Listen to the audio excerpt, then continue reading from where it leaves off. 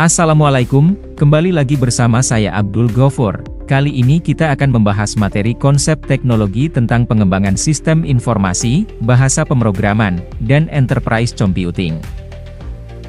Pengembangan sistem informasi melibatkan pembuatan atau perbaikan sistem untuk memenuhi kebutuhan stakeholder. Tahapan pengembangan sistem meliputi sistem analisis dan sistem development, yang dimana sistem analisis mengidentifikasi cara kerja sistem saat ini dan masalah yang ada dengan tujuan mendapatkan gambaran menyeluruh mengenai kebutuhan dan masalah sistem, sedangkan sistem development mengembangkan sistem informasi baru atau memperbaiki sistem yang ada berdasarkan analisis sebelumnya. Beberapa metode pengembangan sistem yang digunakan saat ini, yang pertama sistem development life cycle yaitu metode tradisional yang cocok untuk proyek besar namun kurang fleksibel untuk perubahan cepat. Yang kedua prototyping yaitu dengan mengembangkan prototipe untuk memahami kebutuhan pengguna.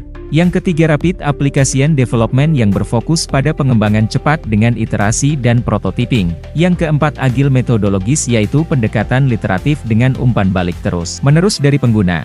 Dan kelima ada extreme programming yang menekankan kualitas kode dengan teknik seperti pengujian otomatis dan pengkodean pasangan. Bahasa pemrograman adalah instruksi yang digunakan untuk memerintah komputer dan mendefinisikan bagaimana data diolah. Beberapa contoh bahasa pemrograman utama yang sering digunakan, yang pertama ada JavaScript yang digunakan untuk pengembangan web yang memungkinkan pembuatan fungsionalitas dinamis di situs web. Kedua ada SQL, atau struktur query language yang digunakan untuk mengelola dan mengolah database. Kemudian yang ketiga Hypertext Preprocessor, atau PHP yang banyak digunakan dalam pengembangan situs web dan aplikasi berbasis web. Selanjutnya ada Python yakni bahasa pemrograman yang digunakan dalam berbagai bidang seperti web development, data analysis, dan AI. Dan yang kelima bahasa pemrograman Java yang digunakan untuk aplikasi desktop, web, dan mobile dengan platform independen yang memungkinkan aplikasi berjalan di berbagai platform.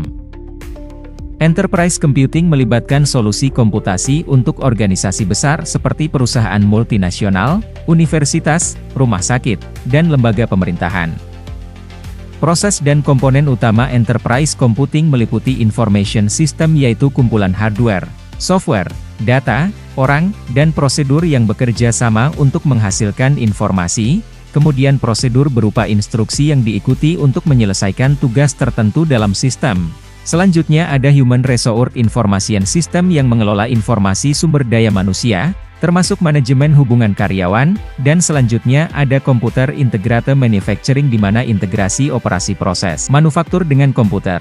Kemudian terdapat Computer Aided Manufacturing yang menggunakan komputer untuk mengatur peralatan produksi. Dan ada Marketing Information System yang mengelola data dan pelaporan untuk tugas marketing. Berikutnya ada Material Requirement Planning yakni menggunakan software untuk memantau dan mengontrol proses produksi. Terdapat juga Salesforce Automation yaitu alat untuk membantu bagian penjualan, seringkali diakses dari perangkat mobile. Dan terakhir ada Customer Interaction Management yang digunakan mengelola interaksi dengan pelanggan melalui berbagai saluran seperti telepon, email, dan web.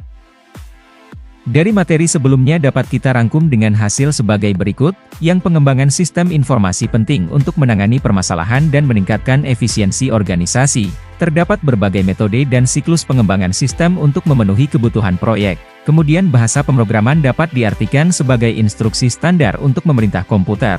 Dengan berbagai bahasa untuk berbagai kebutuhan pengembangan, dan berikutnya enterprise computing merupakan solusi komputasi untuk organisasi besar dengan berbagai komponen untuk mengelola informasi dan proses. Sekian dari saya Abdul Gofur, bila ada salah dalam penyampaian materi ini mohon dimaafkan, terima kasih dan sampai jumpa.